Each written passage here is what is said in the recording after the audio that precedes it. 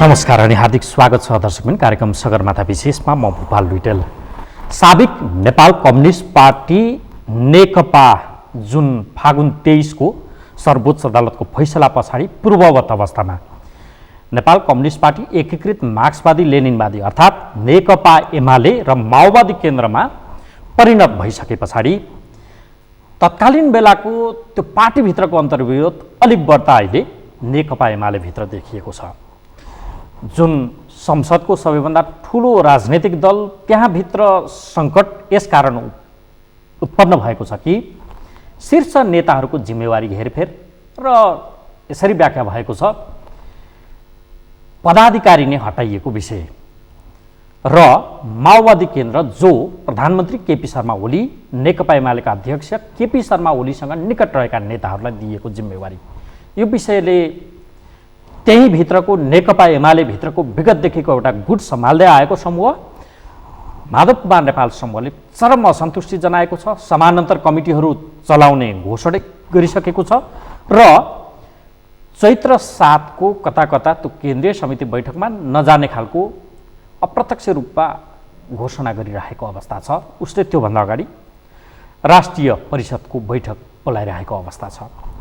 नेकपा एमाले अब कहाँ पुग्ला, यो भित्रको असन्तुष्टिले फेरि मुलुक अर्को एउटा अस्थिरतातर्फ जाने हो कि यो खालको चिन्ताहरू जाहेर भइरहँदा यहाँ भित्रको यो अन्तर्विरोध कसरी हल हुन्छ, अझै पनि यो सरकार 2 वर्ष चल्छ कि चल्दैन, यो सरकार अर्थात् यो संसद मानिसहरूले यसरी चिन्ता चासो व्यक्त गरिरहँदा नेकपा एमालेकै एकजना नेता मोरङबाट प्रतिनिधि सभाका लागि निर्वाचित प्रतिनिधि सभा सदस्य घनश्याम खतिवडासँग आज हामी संवाद गर्दैछौँ। स्वागत छ यहाँलाई। धन्यवाद। आराम हुनुहुन्छ? म ठिकै छु। यो पार्टीको अन्तर्विरोधले यहाँलाई नछाड्ने भयो होइन, जे बनाउँदा पनि नेकपा एमाले नै अदालतले बनाइदियो, फेरि त्यहाँ पनि त्यही घुङ्ग्रो विवाद। एउटा वैचारिक एउटा सशक्त पार्टीभित्र हरेक दृष्टिकोणलाई हेर्ने अन्तर्विरोध त आउँथे, तर अहिलेको यो अन्तर्विरोध चाहिँ बेमौसमको अन्तर्विरोध हो, बेढङ्गको अन्तर्विरोध हो, यो आवश्यक होइन भन्ने गरीका चर्चा परिचर्चा र त्यो ढङ्गको बुझाइ छ मेरो पनि। यो आवश्यक थिएन, यो अनावश्यक अन्तर्विरोधभित्र हामी रुमल्लिरहेका छौँ। गल्ती कसले गरिरहेछ? अब यसमा मैले ठक्लक्कै भन्दाखेरि चाहिँ त धेरै गल्ती अब कसले गरेछ, थोरै कसले गरेछ भन्ने ठाउँबाट हेर्नु पर्दा गल्ती सबैका हुन्छन्। झगडाभित्र एउटा पक्ष एकदम दुधले नुहाएको, अर्को पक्ष पुरै हिलोमा डुबेको, यस्तो त हुँदैन। कम बेसमा हामीले यसलाई प्रतिशतमा हेर्नुपर्ने हुन्छ। मात्रात्मक रूपमा हेर्दा अहिले पछिल्लो चरण आफ्नै पार्टीको अध्यक्षका विरुद्ध, आफ्नै पार्टीको प्रधानमन्त्रीका विरुद्ध यो ढङ्गको हरकत नगरेको भए हुन्थ्यो भन्ने मेरो बुझाइ र आम मान्छेहरूको बुझाइ यो ढङ्गको छ। होइन, त्यो त करेक्सन फागुन 23 को सर्वोच्च अदालतको फैसला पछाडि लगभग करेक्सनको चरणमा पार्टी विवाद पुगिसकेको अवस्था थियो। घर फर्किएको छ एउटा समूह, वनवासमा थियो मानव एक किसिमको लागि। घर पुगो, दैलो खोलिदिनुको साटो दैलो ढ्याप्प लगाएर भित्रबाट आगलै लगाइदिएपछि गर्ने के? त्यसलाई त्यसरी आग्लो लगाएको भाषामा नबुझौँ। उहाँहरू जानुभएको थियो, जाँदाखेरि उहाँलाई जसले लगेको थियो लग्नेले पनि त्यहाँभित्र चाहिँ हुडुलो मचाएर फेरि आउनुहुन्छ यतै भन्ने अभिव्यक्ति कताकति दिएका सञ्चार माध्यमहरूमै आए। त्यसले गर्दाखेरि ए साथी हो त्यस्तो हो भने अलिक सचेत भएर पसौँ है, यो घरका निश्चित अनुशासनहरू छन्, यो घर बनाउने तपाईँहरू पनि हो, तर यो घरका अनुशासन र मर्यादाभित्र अब कम्तीमा पनि तपाईँहरू बस्नु भएन भने अब चाहिँ बसौँ है भन्न त पाइन्छ होला नि, त्यति मात्र हो भनेको। त्योभन्दा धेर न कसैले गर्ने न कसैको यो पार्टी निजी हो त्यो ढङ्गको छैन नि। हाम्रोमा अहिले सुरु भएको अन्तर्विरोध भनेको अलिक बढी 9 महाधिवेशनका जित र हारलाई लिएर नेताहरूका मानसिकता त्यतातिर बढी केन्द्रित भए कि भने जस्तो देखिएको छ। यो चिजलाई करेक्सन गर्नु। तर एउटा हामी कहाँ अतिथि देवो भव, हजुर, अतिथिलाई पनि देवताको रूपमा सत्कार गर्ने प्रचलन हाम्रो संस्कार। हजुर, अब कम्युनिस्ट पार्टीले त्यो धर्म संस्कारको विषयमा उसको बुझाइ डेफिनेसन अलिक फरक छ फेरि, तथापि हाम्रो कल्चर त एउटै हो नेपालीको। अतिथिलाई देवत्वकरण गरिदिएको अवस्था देखियो। अतिथि यसकारण भन्दैछु कि म 28 गतेको यहाँको जुन फैसला छ केन्द्रीय कमिटीको, त्यो केन्द्रीय कमिटी पनि आएको छैन। अर्को पक्षले त माओवादी केन्द्रमा रहेका एमाले पक्षधर सांसद तत्कालीन अवस्थाका भनौँ अथवा अहिले पनि त्यो भन्न मिलो प्राविधिक हिसाबले कानुनी रूपले त एमाले भित्रका माओवादी पक्षधर सांसद भन्न मिल्यो रामबहादुर थापा लगायतका नेताहरूलाई। मिल्यो। उहाँहरूलाई केन्द्रीय कमिटीमा मनोनित गरेको छ।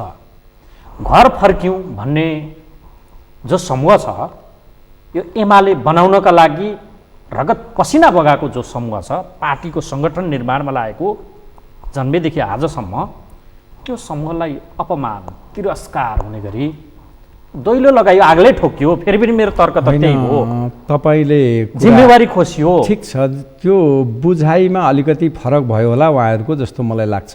यो त कस्तो हामी हुडल्न आएको पनि होइन भनिराख्नु भएको छ। होइन, हुडल्न आउनुभएको होइन, त्यो कुरालाई सबैले नियत सफा गरेर आउनुपर्छ, त्यो राम्रो विषय छ।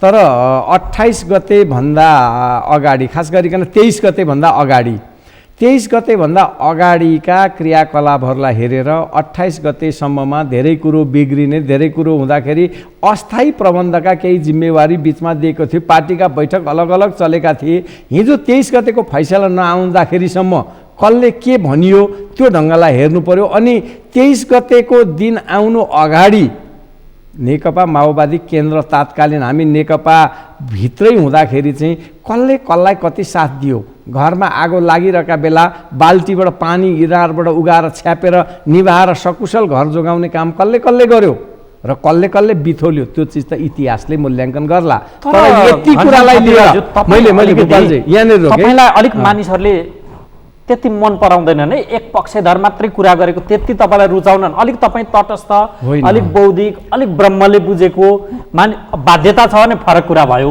बुझेँ मैले बिल्कुल हामी कहानी रत्नाकर डाकु वाल्मीकि हुन सक्छन्, कालिदास महाकवि बन्न सक्छन्, छ त होइन, त्यो बन्न सक्छन्। तर एउटा कुरा मलाई उताबाट ल्याएकालाई चाहिँ किन जिम्मेवारी दियो होइन, त्यो बादलहरूले अथवा चाहिँ टोपबहादुरहरूले सङ्कटमा पार्टी अध्यक्षलाई प्रधानमन्त्रीलाई साथ दिएकोले गर्दाखेरि उहाँहरूको केन्द्रीय कमिटीमा आउने अधिकार छैन त। नेकपा एमाले बनाउनका लागि कति योगदान दिनुभयो त्यो प्रश्न होइन। होइन, उहाँहरूले नेकपा एमाले बनाउनका लागि जति योगदान दिनुभयो, पछिल्ला चरण नेकपा एमाले ध्वस्त पार्नका लागि कसले के भूमिका खेल्नुभयो त्यो ठाउँबाट पनि हेर्नुपर्छ। यसको मतलब म पूर्वाग्रही र बाइस चाहिँ होइन। फेरि पनि सबैलाई यो ग्राउन्डमा मैले त हेरेको छु। नेकपाभित्र, नेकपा एमाले भित्रै पहिला नेकपा माले हुँदा 39 सालको विवादले कसलाई किनारमा पुर्याउँछ कहिलेकाहीँ किनारमा। तर मेन स्ट्रिममा यो खोलाको बाढी जस्तै हो, किनारमा चाहिँ कोही बस्नु हुँदैन, मुल्का बग्ने कोसिस गर्नुपर्छ नि। साथीहरू त किनार लागेर पनि जानुभयो हो नि त। त्यसले गर्दा अहिले कहाँ निर्णयले कसलाई कति बिजायो तलमाथि पार्यो त्यो निर्णय सच्याउनु पर्छ। त्यो ढङ्गले सबैलाई बग्ने अवसर चाहिँ सबैलाई चाहिँ यो हाम्रो पार्टी हो भन्ने चाहिँ अनुभूति हुने गरिका निर्णयहरू हुनुपर्छ, त्यो आफ्नो ठाउँमा छ। तर अहिले पनि पार्टीभित्र हामी चाहिँ यहाँ ध्वंसै गर्न आएका हौँ र भोलि फुटेर चाहिँ हिजोको नेकपाको एउटा टिम प्रचण्डजीले नेतृत्व गरेको टिमसँगै जाने गरी हो भने नेपाली जनतालाई अब त्यो षड्यन्त्र स्वीकार्य छैन।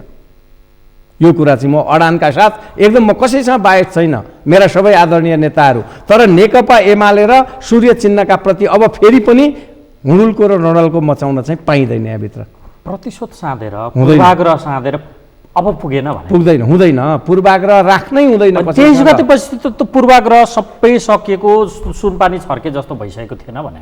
सुनपानी 28 गते प्रकरण बल्झियो त यहाँ। सुनपानी छर्किएको भएदेखि उहाँहरूले एउटा कुरो सम्झनु पर्यो नि त। सुनपानी छर्कने त्यो सबै कुरा मिलाउनु पर्छ। कसले गल्ती गरे, हाम्रो भाषामा सुनपानीको भाषा कम्युनिस्ट आन्दोलनभित्र नलिउँ, हामी आलोचना र आत्मालोचना भन्छौँ। आलोचना र आत्मालोचनाको पद्धति नेताहरूले अवलम्बन गरे भइगयो त।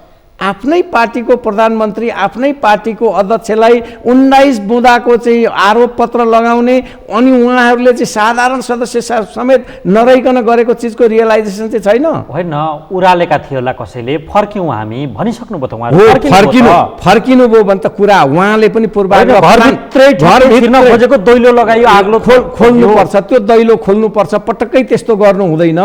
28 गते म अहिले पनि सुन्ने 28 गते के गरेको, आग्लो लाकै छैन त उहाँहरूलाई। 28 गते अब एउटा त्यो पार्टीको आठौँ महाधिवेशनसम्म है, आठौँ महाधिवेशनसम्म पार्टी बनाएकाहरू ल एकछिन मानौ यो 75 को जेठ 3 अझ अगाडि 74 को असोज 17 एकछिन त्यहीँ पुगौँ। हजुर, असोज 17 पछाडि ल त्यो समूह पार्टी ध्वस्त बनाउने लाग्यो अरे एकछिनको लागि मानौ, अर्को पक्षसँग गठजोड गरेर संस्थापनलाई पेलो अप्ठ्यारो पार्ने लागेको थियो भने पनि त्यतिन्जेलसम्म 74 को अझ यहाँको 70 कुरा गरौँ न, 8-9 महाधिवेशन हुनु पूर्वसम्म 71 को पार्टी कसले बनाएको थियो, नेतृत्वमा को थियो, यो सङ्गठन यत्रो विशाल भीमकाय सङ्गठन कसको थियो, कसले बनायो, त्यो लगाव चटक्कै एक ठाउँ बाटो बिरायो भन्दैमा त्यसलाई धपेट्ने, किनारामा पुर्याउने, सकाइनी दिने, प्रतिशोधै सार्ने त्यस्तो हुँदैन। 2054 सालमा नेकपा एमालेलाई फुटाएर नेकपा माले बनाउँदा वामदेव कौडेरले गर्नुभएको हो। वामदेव पछिबाट आएर यही पार्टीको डिसिजन मेकरको रूपमा, यही पार्टीको चाहिँ जिम्मेवारीमा फेरि फर्केर आउनुभएको कुरा पनि छ। यहाँ पनि कसैले मलाई किनार लाग्छ कि वा कसैलाई पारिन्छ कि भन्ने कुरा नसोचे हुन्छ, त्यस्तो गर्नु हुँदैन भन्ने मलाई लाग्छ। तपाईँलाई एउटा दृष्टान्त 7वटा प्रदेशमा मेरो तर्कमाथि तर्क, प्रदेश 1 को इन्चार्ज भीमाचार्यको इन्चार्जसिप खोसियो, सुभाष नेमाङ कायम हुनुभयो। 2 मा त सत्यनारायण मण्डल हुनुहुन्थ्यो, ओलीका प्रिय भएका कारण उहाँ रहनुभयो भन्ने तर्क अर्को पक्षको छ है। 3 मा अष्टलक्ष्मी साक्य महिला नेतृत्वमा पुगेको, पार्टी चलायमान बनाइरहेको, उहाँलाई हटाइयो। फाउना गएको मान्छेलाई मूल जिम्मेवारी डाँडु पनि पार्टीको। हेर्नुहोस् त कति छिटो हात चिम्लेर विश्वास। त्यस्तो लेखराज भट्ट, यो पार्टीमा युवराज गेवाली प्राध्यापन छोडेर राजनीतिमा लागेको 28 त्योभन्दा अगाडि देखिरहेको राजनीतिमा लागेको व्यक्तिहरू, त्यो लगाव पसिना रगत पार्टी बनाउनका प्रति अवमूल्यन भएन भने के होइन। यो अस्थायी प्रबन्ध हो भनेर पार्टीको प्रवक्ताले भनि नै सक्नु भएको छ। अस्थायी प्रबन्ध हो, स्थायी होइन। 7 गतेको पूर्ण बैठकमा थप छलफल हुन सक्छ। यो त हामीले अस्थायी काम चलाउनका लागि, पार्टी त नेकपा एमाले पुनर्गठित भइसके, अदालतले चाहिँ तिम्रो पार्टी त्यही हैसियतमा छ भनेपछि त हाम्रो 3 वर्ष त पार्टी सङ्गठन त ध्वस्त भएको थियो नि त। उहाँहरू पार्टीको प्रवक्ता सम्झिँदा त हामीले योगेश भट्टराई सम्झिने होला नि त त्यो बेला, होइन र? प्रचार विभाग प्रमुख उहाँ हुनुहुन्थ्यो। उहाँ प्रचार विभाग प्रमुख हुनुहुन्थ्यो। उहाँ मन्त्री भइसकेपछि उहाँको जिम्मेवारी त्यसबेला चाहिँ हटेको थियो। अहिले पछिल्लो चरणमा नेकपा भइसकेपछि उहाँहरू कहाँ हुनुहुन्थ्यो? अब फेरि एमालेको जिम्मेवारीमा त नयाँ परिभाषित गर्नु पर्यो नि त। हिजो के भएको अध्यक्षलाई अधिकार छैन जिम्मेवारी हेरफेरको, त्यो पनि केन्द्रीय कमिटीबाट पास हुनुपर्छ। पास गर्नैका लागि 7 गते बोलाउनु भएको छ र उहाँले केही प्रस्तावहरू गर्दै हुनुहुन्छ। अहिले निर्णय भइसकेको होइन। 7 गतेको बैठक बोलाउनका लागि, तयारी गर्नका लागि अहिले विभिन्न ठाउँमा उत्साह साथीहरूको बिचमा छ। कामको संयोजन उहाँहरूले काम छोडिदिनु भएको छ। कामको संयोजन गर्नका लागि जिम्मेवारी तोकेको मात्रै हो, अस्थायी प्रबन्ध हो त्यो। समानान्तर कमिटी चल्न थाल्यो। अब समानान्तर कमिटी नै चलाउनु भयो, पार्टी नै फोड्नु भयो भने मैले त्यसका लागि भन्नुपर्ने केही छैन। कसले फोड्छ, कसले समानान्तर चलाउँछ, कसले पार्टीको चाहिँ विधान विपरीत काम गर्छ, त्यो नेपाली जनताले एक हिसाब गरेर बस्छन्। सबैको हिसाब किताब त्यहाँनिर हुन्छ। म यति मात्र भन्छु भोपालजी, अहिलेको पछिल्ला घटनाक्रमहरूलाई हेरेर पूर्वाग्रहका कुरा गर्ने हो भने केपी ओलीले पूर्वाग्रह साधेको छैन भन्ने मेरो तर्क हो। किनभने उहाँले त एकजनालाई पनि पार्टीबाट निकाल्नु भएको छैन। अहिले पनि जिम्मेवारीमा नेताहरू सबै 9 महाधिवेशनको जे जिम्मेवारी हो त्यो जिम्मेवारीमा हुनुहुन्छ। तर उहाँलाई त साधारण सदस्यसँग समेत र पार्टी अध्यक्ष समेत सक्नु भएको नि उहाँहरूले। पूर्वाग्रह त उहाँहरूसँग छ। त्यसले गर्दा साँच्चै नै पार्टी अध्यक्षको बढी जिम्मेवारी हुन्छ। 9 महाधिवेशनले जिम्मेवारी केपी ओलीलाई नै दिएको हो। यत्रो नेकपा एमालेलाई समेटेर लाने जिम्मा उहाँसँगै छ। उहाँले नै सहिष्णु हुनुपर्छ। फेरि पनि म भन्छु, तर अरूले एकदम चाहिँ हामी केपी ओलीका चाहिँ अब एक देखाइदिन्छौँ भन्ने फुर्तीबाट चाहिँ तल झर्नुपर्छ। त्यो फुर्ती चाहिँ नगर्दा हुन्छ। अब अध्यक्ष सहिष्णु पनि हुनु पर्यो। अध्यक्ष बिल्कुल सहिष्णु हुनुपर्छ, जिम्मेवार हुनुपर्छ। उहाँले सबैलाई समेटेर लानुपर्छ, उहाँहरूलाई पनि समेटेर लानुपर्छ। तर सहिष्णु हुनुहुन्छ, सहिष्णु नहुने विषय छैन नि। 7 गतेको बैठकमा उहाँले बोलाइसक्नुभयो त सबलाई, आउनुहोस् बसौँ छलफल गरौँ अगाडि जाउँ। निर्णय गरिसक्यो 28 मा, अनि त्यसपछि भन्ने तर्क छ नि त। ए बाबा, निर्णय त उहाँहरू भनिरहँदा नि मेरो नियत उहाँ असहिष्णु हुनुहुन्छ भन्ने तर्फ होइन है। तर उहाँले बोलेका कुरालाई एउटा तथ्यमा जाँचौँ त। अनेमसङको यो हिजै मात्र शनिबार मात्रैको एउटा कार्यक्रममा के भन्नुभयो, ट्याक्कै कोट उहाँले बोलेको यो व्यक्ति, केपी ओलीलाई ठेगान लगाउन आउनुभयो भने बाटैमा ठेस लाग्छ। केपी ओलीलाई ठेगान लगाउन आउनुभयो भने बाटैमा ठेस लाग्छ। पार्टीभित्रको कुरा यो। होइन उहाँहरूले चाहिँ यो के? यो यसो त्यसलाई सबैका ठेस त लागिसक्यो। बोलीहरूलाई हेर्नुपर्छ। उहाँले ठेस भनेको हिजो जस्तै कारबाही गर्ने, साधारण सदस्यबाट हटाउने, प्रधानमन्त्री खुस्काउने, 9 महाधिवेशनको मर्यादालाई त मान्नु पर्यो नि त। 9 महाधिवेशनको हलले 9 महाधिवेशनभित्र नेकपा एमालेको बृहत्तर त्यहाँको जमघटले त केपी ओलीलाई पार्टी अध्यक्ष बनायो नि त। केपी ओलीलाई पार्टी अध्यक्ष बनायो। अहिले पनि संसदीय दलले केपी ओलीले म आफै प्रधानमन्त्री हुन्छु भन्ने हो र निर्वाचित नेकपाको त्यतिखेरको भयो र नेकपा एमाले भित्र पनि हामीले संसदीय दलको नेताको रूपमा त केपी ओलीलाई लिएर गयौँ। त्यसमा त विवादै रहेन। अहिले पनि तपाईँको नेकपा एमालेको विधान अब कार्यान्वयनको अवस्थामा गइसक्यो होइन, यो फागुन 23 पछि हो। त्यो पनि संशोधन गरेर त्यसलाई चलायमान बनाउन जरुरी थियो क्यार, किनकि महाधिवेशनको चाहिँ हामीले 5 वर्षमा गर्नुपर्थ्यो। डेट एक्सपायर भएपछि केही त्यसका दफाहरूलाई चलाउनु, केही बुँदाहरूलाई चलाउनु जरुरी थियो। त्यो प्रस्तावको रूपमा तयार भएको छ। त्यो पनि 7 गतेको बैठकमा टेबल हुन्छ। त्यो केन्द्रीय कमिटीले कम्युनिस्टको नेतृत्व भनेको क्षमताहरूको केन्द्रीकरण, सामूहिक पद्धतिबाट पार्टी चल्छ, कलेक्टिभ लिडरसिपमा तपाईहरु विश्वास गर्नु। डक्ट्रिन नि यही हो नि हैन। कलेक्टिभ लिडरसिपमा विश्वास गर्ने, निर्णय एकजनाको लागू हुने, यो मिलेन नि त भने अर्को पक्षको कुरा हो के। अध्यक्षलाई जिम्मेवारी हेरफेरको पनि चाहिँ अधिकार दिएको छैन, पदाधिकारी हटाउने त परै जाओस् अर्को पक्षले भनिसक्यो त होइन। जिम्मेवारी हेरफेरको अधिकार अध्यक्षलाई रहन्छ, तर उहाँहरूलाई पदाधिकारीबाट हटाएकै छैन। पदाधिकारीबाट उहाँहरूलाई के भ्रम छ भने हामीले हटाएको अध्यक्षले अब फेरि चाहिँ नि भन्ने खालको भ्रम छ भने त्यो भ्रम झिक्नुहोस्। तपाईँहरूले हटाएर अध्यक्ष हट्दैन। नेकपा एमालेको 9 महाधिवेशनको अध्यक्ष उहाँ हो। त्यसले गर्दा उहाँले अध्यक्ष हटाएका ठाउँबाट उहाँहरूले विश्लेषण गर्नुभयो, साधारण सदस्य हटाएको केपी ओलीबाट विश्लेषण गर्नुभयो भने त्यो निष्कर्ष निस्किन्छ। पार्टीको जिम्मेवार अध्यक्षले त यत्रो भेमकाए पार्टीलाई त समेटेर लिएर जानु पर्यो नि। पार्टीको भारै थिएन, सक्नु भएन उहाँले। सक्नुहुन्छ, बिल्कुल सक्नु भएको छ र त यो ठाउँमा ल्याउनु भयो। कसले कति भार थेकेको थियो विगततिर फर्केर हेर्ने त। त्यसो भने एकपटक त्यो हेऱ्यो भनेदेखि आफ्नो अनुहार आफै ऐनामा देखिन्छ। त्योपट्टि नजाउँ।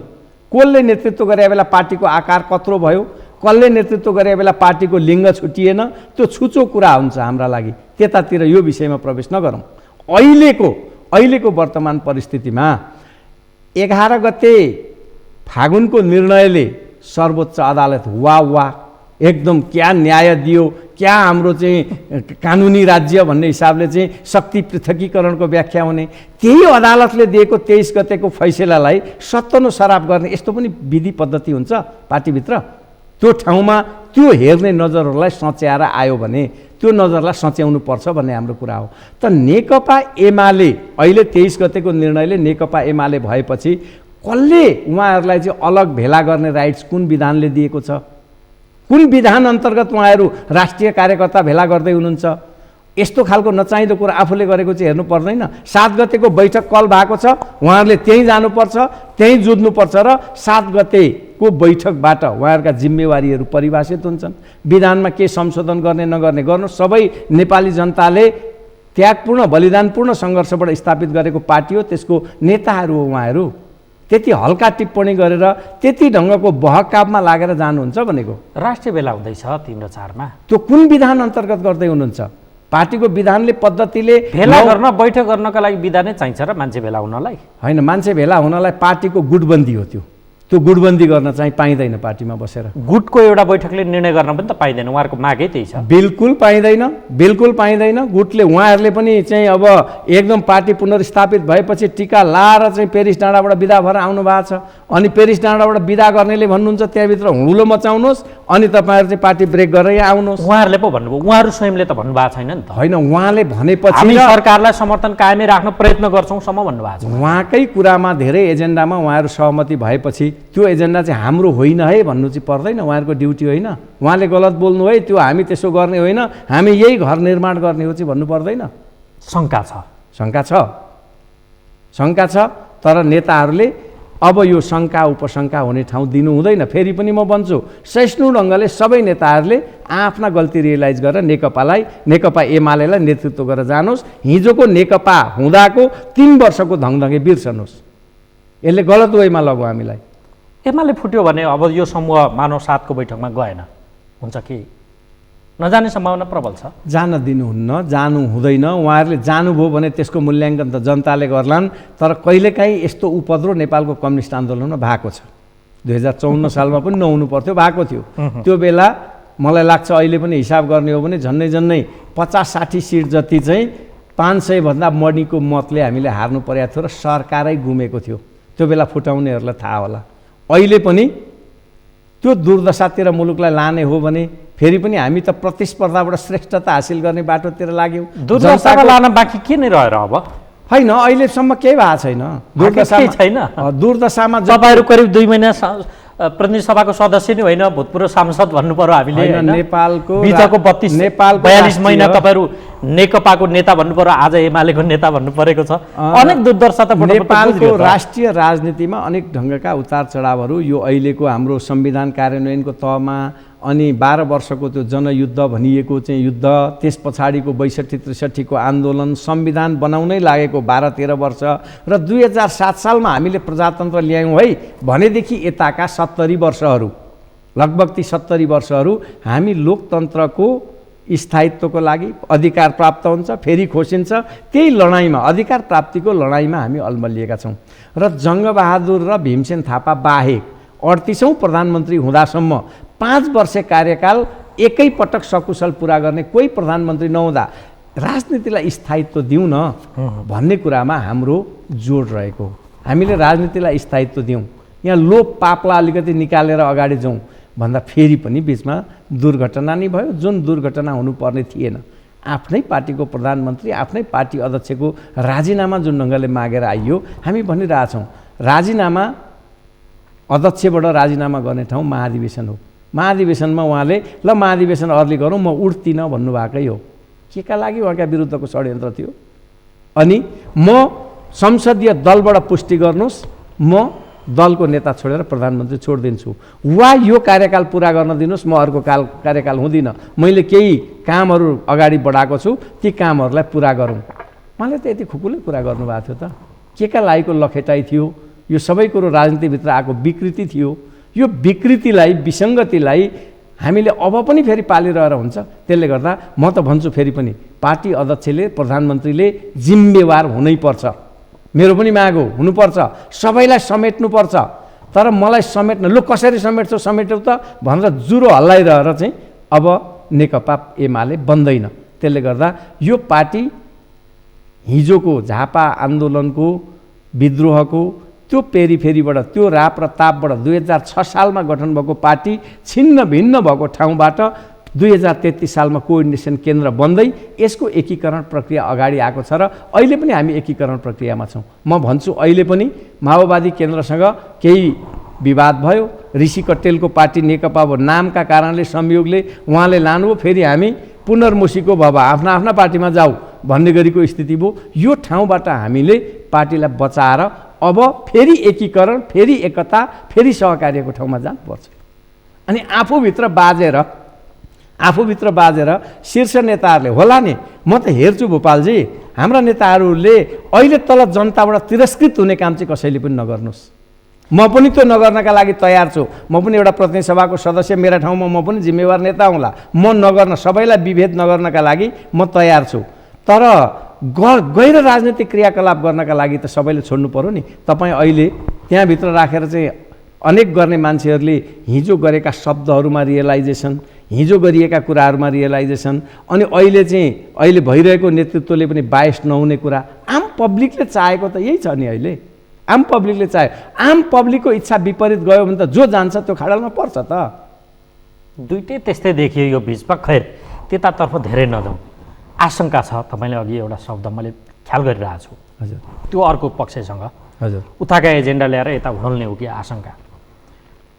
अनि त्यो पक्षलाई अर्को आशंका के रहेछ भने चर्चामा छ, हजुर, चाइनिज कम्युनिस्ट पार्टीभित्र ग्याङ अफ 4, हजुर, जेलभित्र लगेर सडाको अवस्था नि। अब यति बेला कता भ्रष्टाचारका मुद्दा खुल्ने हुन् कि राष्ट्र अनुसन्धान त्यताबाट सम्पत्ति शुद्धिकरणका खुल्ने हुन् कि अनेकौँ मुद्दाको हतियार राज्य सत्ताले प्रयोग गरिदिने हो कि ग्याङ अफ 4 को पो धम्की दिइरहेछ त्यो संस्थापन पक्षले त डर त्रास त्यतातर्फ पनि तपाईँको उठ्नुपर्छ कि कम्युनिस्ट पार्टी सिद्धिने संसारभरको एउटा यो सकिएको इतिहास हेऱ्यो भने चाहिँ आफूभित्रबाटैको षड्यन्त्र, एकअर्का बीचको लडाइँ, अवसरवाद, शक्तिको दाउपेचबाट संसारमा सिद्धिएको छ। हामी कहाँ त अलिक फरक होला नि। त संसारको त्यो 90 त्यो दशकतिर सोभियत सङ्घ, पूर्वी युरोप, त्यो पार्टी कम्युनिस्ट सकिँदै गर्दा नेपालमा चाहिँ त्यति बेला उभार थियो, उदाइरहेको परिस्थिति। फेरि यहाँका कम्युनिस्ट निर्वाचित कम्युनिस्ट थिए सत्तामा पुगेका, कता कता भेनेजुएलाको जस्तो, यो चिनको, क्युबाको, उत्तर कोरिया थिएन। तर यो पनि त्यही रहेछ मानिसहरू भन्न थाले। कुरो यस्तो हो, यो हिजोको परिस्थिति र आजको परिस्थिति, हिजो चिनिया क्रान्ति, सोभियत रुसको क्रान्ति वा अन्य मुलुकको परिवर्तन र हाम्रो मुलुकको परिवर्तनभित्र हाम्रा आफ्नै मौलिक विशेषता, विचारधारा त त्यही हो नि। विचारधारा त्यही भए पनि हामी जनताको बहुदलीय जनवादबाट निर्देशित छौँ। अहिले चाहिँ हामी प्रतिस्पर्धाबाट श्रेष्ठता हासिल गर्ने बाटोतिर अपवाद हुन सकेनन् भनेर सोधे त्यो ठिक हो। मान्छेले शङ्का गर्ने कुरा, एउटा बहस, एउटा शङ्का वा एक ढङ्गको छलफल गर्न सकिने इस्यु यो पनि हुन सक्ला। तर मलाई लाग्छ हामीले साँच्चै शुद्धताको खोजी गर्ने हो भने कहीँ दालमा कालो, कहीँ गडबड छ कि नेपालको राष्ट्रिय राजनीतिभित्र त्रुटि छ कि भनेर खोज्ने हो भने सम्पत्ति सुदृढीकरणलाई एकचोटि सबैको बिचमा कार्यान्वयन गर्नु चाहिँ जरुरी छ। अकुत सम्पत्ति मान्छेले यसै बिचमा कमाएको छैन। मुलुक भ्रष्टाचारको दलदलमा विगतमा अस्थिरताको फाइदा उठाएर वा अनेकन ढङ्गले हामी त्यो बेलाका आन्दोलन, सङ्घर्ष, विद्रोह जे भनौँ त्यहाँभित्रबाट सबै ठाउँबाट हेर्दाखेरि सामान्य मान्छेले अकुत सम्पत्ति बिना परिश्रम कमाएको छन्। सम्पत्ति बिना परिश्रम कमिँदैन, कमाउनु हुँदैन। त्यसले गर्दाखेरि मान्छेको कहाँ कहाँ सम्पत्ति लुकेको छ, लुकाइएको छ, यो नेसनलाई, राष्ट्रलाई खोज्ने राइट चाहिँ हुनुपर्छ। त्यो मसँग छ भने पनि मेरो जिन्दगीलाई पढ्न पाउने राष्ट्रसँग त्यो अधिकार चाहिँ ग्याङ अफ फोर नै हुने अवस्था आउँछ भने हुनु पर्यो। होइन, ग्याङ अफ फोर्थ हुनु परेन।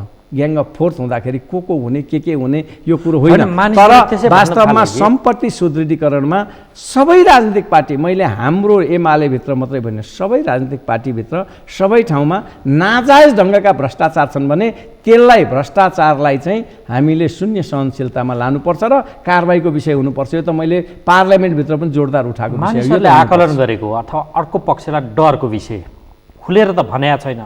एक खालको अड्कलबाजी राजनीतिक बजारमा छ।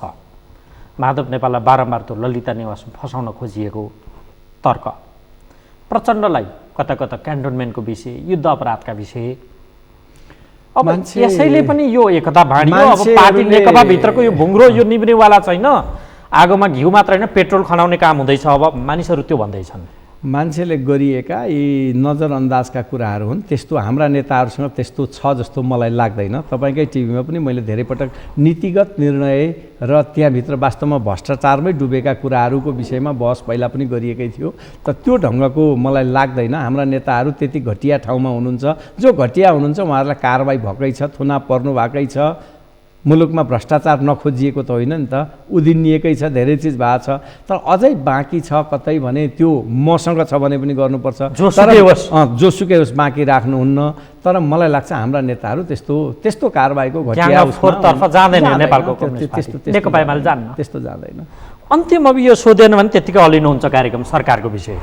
हजुर, 15 साल, 47 साल, त्यसपछि 54 उखाएर यो पछाडि अहिले 74, 4 पटक कम्फोर्टेबल मेजोरिटीमा। 15 को त 2/3 थियो कङ्ग्रेसको। हजुर, कुनै पनि संसदले पुरा कार्यकाल पार गरेन। अहिलेको अवस्था त कहाँ आइपुग्यो भन्दा 47 पछाडिको अवस्था, अनेकौँ काण्डै काण्ड, त्यो संसदीय व्यवस्थाभित्रको विकृति, सुरा सुन्दरी काण्ड, पजेरो काण्ड, के काण्ड हो काण्ड। मुलुक त्यतै पो पुग्न लाग्यो कि अब अड्कलबाजी मानिसहरू त्यसरी गर्न थाले।